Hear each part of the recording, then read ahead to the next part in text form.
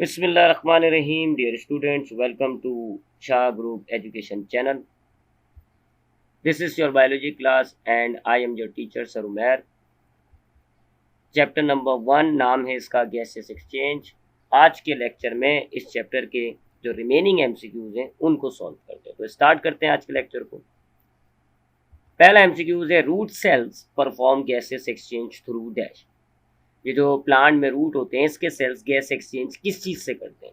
General body surface से, stomata से, lenticel से या नन ऑफ दीज। तो हमने पढ़ा है जी कि स्टेम लेंटिकल से करते हैं, लीफ स्टोमेटा से करते हैं और जो रूट के सेल्स होते हैं वो अपनी जनरल बॉडी सरफेस से गैस एक्सचेंज करते हैं। Next MCQs, plant do exchange of gases through. Plants जो होता है पूरा का पूरा पौधे की बात हो रही है। प्लांट गैस एक्सचेंज किस चीज़ से करता है? रूट से करता है, स्टोमेटा से करता है, स्टेम से करता है या इन तमाम चीज़ों से? तो इन तमाम चीज़ों से रूट से करता है अपनी जनरल बॉडी सरफेस के ज़रिए, स्टोमेटा से हो रही होती हैं लीफ का मकाम पर, और स्टेम में लेंटिकल्स के ज़रिए करता है। तो इसका जवाब है all of this. Next, larynx is located on. इंसान में जो लैरिंक्स होता है वो कहाँ पाया जाता है? लंग्स में, ट्रैकिया में, ब्रोंकस में या ब्रोंक्यूल्स में? तो लैरिंक्स जो है वो ट्रैकिया में पाया जाता है। अगला एमसीक्यूज है जी, ह्यूमन में there are dash pairs of rib. इंसान का जो रिब केज होता है उसमें कितने पेयर्स होते हैं? रिब के कितने पेयर्स होते हैं? 10, 12, 14 या 16? तो पेयर्स की बात हो रही है। इंसान के रिब केज में 12 पेयर्स होते हैं रिब्स के। नेक्स्ट एमसीक्यूज है, each lung is enclosed bye 2 membranes called. हमारे जो हर लंग्स होते हैं, 2 लंग्स है जी, दोनों लंग्स 2 मेम्ब्रेन में पैक हुए हुए होते हैं। उन मेम्ब्रेन्स को हम क्या कहते हैं? पेरिटोनियम, प्लूरल मेम्ब्रेन्स, पेरिकार्डियम या कैप्सूल? तो इसका जवाब है प्लूरल मेम्ब्रेन। पेरिटोनियम हमारे जो पेट में जितने भी एब्डोमेन में ऑर्गन्स हैं उनको पैक करा हुआ होता है, पेरिकार्डियम में दिल पैक हुआ हुआ है, कैप्सूल में हमारा किडनी पैक हुए हुए हैं। सो लंग्स जो हैं they are enclose in pleural membranes. Next MCQs है, which of the following is also called the voice box. इंसानों में किसको हम वॉइस बॉक्स भी कहते हैं? लैरिंक्स, ट्रैकिया, ब्रोंकस या ब्रोंक्यूल? सो लैरिंक्स है जी जो आवाज़ें पैदा करता है और लैरिंक्स को हम वॉइस बॉक्स भी कहते हैं। Next MCQs, lungs have blood vessels that are the branches of dash arteries and veins. ये जो लंग्स के अंदर हमारे पास ब्लड वेसल्स थी एल्विलाई के अराउंड, आपने पढ़ा था कि एल्विलाई को ब्लड वेसल्स ने उनके ऊपर एक नेटवर्क बनाया हुआ है। तो ये जो ब्लड वेसल्स एल्विलाई पर नेटवर्क बनाई हुई होती है ये किसकी ब्रांचेस होती है? कौन सी वाली आर्टरी और वेन है उसमें से ये ब्रांचेस निकलती है? कैरोटिड, एओर्टिक, पल्मोनरी या सिस्टमिक? तो पल्मोनरी आर्टरीज होती हैं जो आपके दिल से निकलती हैं और लंग्स तक आती हैं, नेटवर्क बना देती हैं। इसी तरह जो लंग्स में से ब्लड वेसल्स निकलते हैं वो आपस में कंबाइन होकर पल्मोनरी वेन बनती है। तो इसका आंसर हुआ पल्मोनरी। नेक्स्ट एमसीक्यूज हुआ जी, each lung is made up of millions of. हमारे दोनों लंग्स में से हर एक लंग्स मिलियंस की तादाद में किस चीज से बना हुआ है? एल्व्यूलाई, ट्रैकिया, ब्रोंकस या ब्रोंक्यूल? तो करेक्ट आंसर है एल्व्यूलाई। नेक्स्ट है एमसीक्यूज है, the amount of molecular oxygen in inhaled air. ये जो हम हवा अंदर करते हैं इसमें ऑक्सीजन की मिकदार अमाउंट कितना है? 5%, 16%, 21% और 15%।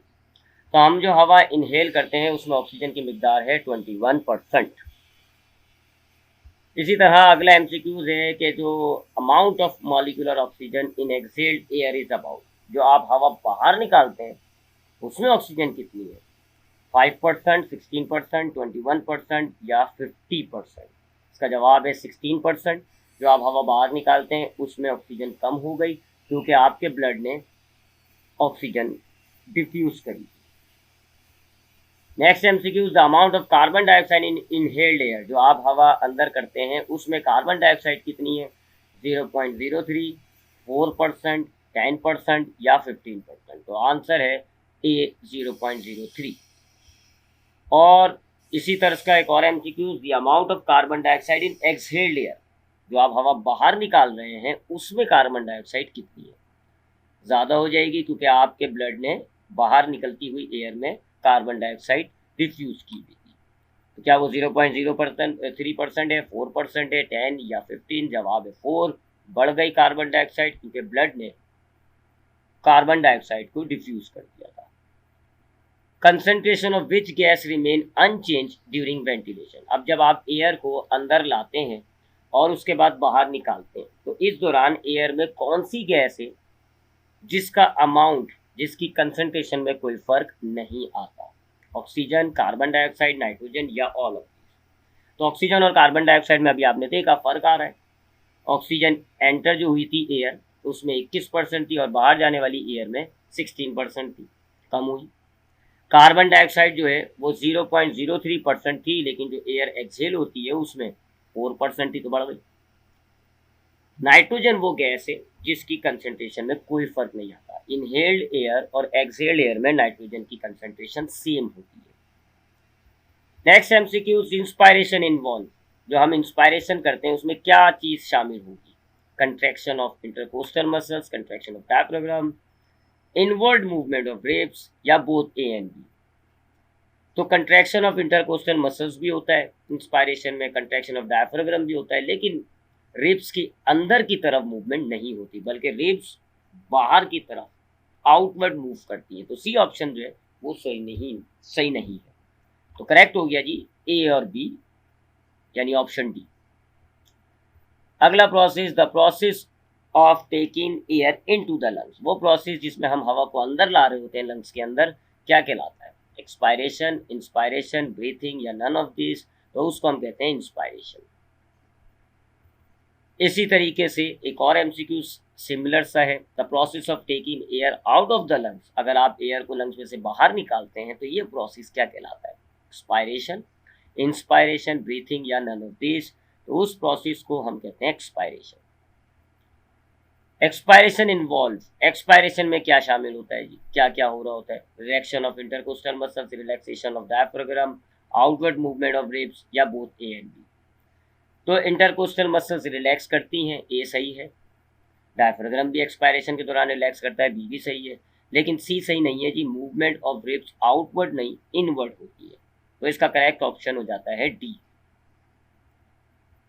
Ventilation is a dash process. Ventilation किस तर्ज का प्रोसेस है? Biochemical, biomechanical, both of this, none of this? तो ये वेंटिलेशन यानी ब्रीथिंग जो है एक बायोमैकेनिकल प्रोसेस होता है। अगला एमसीक्यू है, during inspiration the pressure inside the chest cavity. Inspiration के दौरान जो चेस्ट कैविटी है उसके अंदर का प्रेशर क्या होता है? बढ़ जाता है, कम हो जाता है, सेम रहता है या इनमें से कुछ भी नहीं? तो इंस्पायरेशन के दौरान चेस्ट कैविटी के अंदर का जो प्रेशर है वो डिक्रीज हो जाता है। और बिल्कुल इसी तरीके का एक और एमसीक्यू, एक्सपायरेशन के दौरान चेस्ट कैविटी के प्रेशर में क्या फर्क आएगा?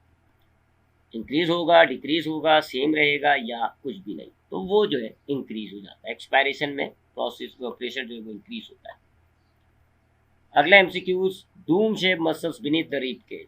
रिब केज के नीचे जो डूम शेप का मसल्स होता है उसको हम क्या कहते हैं जी? इंटरकोस्टल, फाइबर, डायफ्राम या स्टर्नम? तो इसका करेक्ट आंसर है सी। अगला MCQ, increase in rate of breathing is due to the following. हमारे रेट ऑफ ब्रीथिंग में अगर इजाफा होता है तो वो क्यों होता है? Increase carbon dioxide in blood, increase oxygen in blood, decrease carbon dioxide in blood या डिक्रीज ऑक्सीजन इन ब्लड? तो ये टॉपिक हमने रेट ऑफ ब्रीथिंग में डिस्कस किया था कि हमारा जो हाइपोथैलेमस है वो कार्बन डाइऑक्साइड को देख रहा होता है। कार्बन डाइऑक्साइड की कंसंट्रेशन अगर बढ़ती है तो रेट ऑफ ब्रीथिंग बढ़ जाता है। तो इसका आंसर है A, increase carbon dioxide in blood. Breathing is regulated by, breathing कौन जो है वो रेगुलेट करता है? हार्ट मसल्स रेगुलेट करते हैं, mid brain, thalamus of brain या hypothalamus of brain? Correct answer है D, hypothalamus of brain. In anaerobic respiration which of the following is formed? अगर आप एनारोबिक रिस्पायरेशन करते हैं तो क्या बनता है? एनारोबिक रिस्पायरेशन क्या होता है? जिसमें हम ग्लूकोज को बिना ऑक्सीजन के तोड़ते हैं। बिना ऑक्सीजन के जब तोड़ते हैं तो फिर उसमें क्या बनता है? कार्बन डाइऑक्साइड बनती है, वाटर बनता है, लैक्टिक एसिड बनता है या कुछ भी नहीं? तो जब आप एनारोबिक रिस्पायरेशन करें, कोई ऑर्गेनिज्म, कोई सेल एनारोबिक रिस्पायरेशन करे बिना ऑक्सीजन के ग्लूकोज को तोड़े तो लैक्टिक एसिड बनता है। Accumulation of which cause pain and cramp in muscles? क्या चीज़ हमारे मसल्स में जमा हो जाती है तो जिससे हमारे मसल्स में अकड़ और दर्द होता है? ग्लूकोज, पायरोइक एसिड, लैक्टिक एसिड या नन ऑफ दिस? तो वही लैक्टिक एसिड जो है एनएरोबिक रिस्पायरेशन के नतीजे में बनता है, वही आपके मसल्स में ठहर कर जमा होकर दर्द और क्रैम्प्स पैदा करता है। Which of the following disorder is associated with degeneration of alveoli? कौन सा डिसऑर्डर है जिसमें एल्वुलाई की डीजनरेशन होती है, तोड़ फोड़ होती है एल्वुलाई के अंदर? ब्रोंचाइटिस, लंग कैंसर, अस्थमा या एम्फाइसीमा? तो इसका जवाब है emphysema. Which of the following disorder is associated with the inflammation of air passageway? Air passageway का मतलब है वही जहाँ से एयर गुजर रही है, यानी ब्रोंकस और ब्रोंक्यूल्स। उसकी सूजन किस डिसऑर्डर में हो जाती है? ब्रोंचाइटिस, लंग कैंसर, एस्थमा या एम्फाइसीमा? तो इसका आंसर है A, bronchitis. Streptococcus pneumonia is the common cause of? ये एक बैक्टीरिया होता है स्ट्रेप्टोकॉकस निमोनिया, ये किसकी वजह है? ब्रोंचाइटिस की, निमोनिया की, अस्थमा की या एम्फाइसीमा की? तो निमोनिया का ये रीजन होता है। अगला MCQ, dash is the main cause of lung cancer? Lung cancer की असल बड़ी वजह क्या है? हैवी एक्सरसाइज से लंग कैंसर हो जाता है, वायरस से होता है, बैक्टीरिया से होता है या स्मोकिंग से होता है?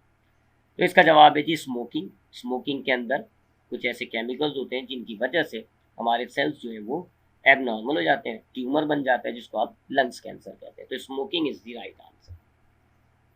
तो यहाँ आपके इस चैप्टर के एमसीक्यूज खत्म हो जाते हैं। इंशाल्लाह नेक्स्ट क्लास में मुलाकात होगी। ख्याल रखिएगा अपना। अल्लाह।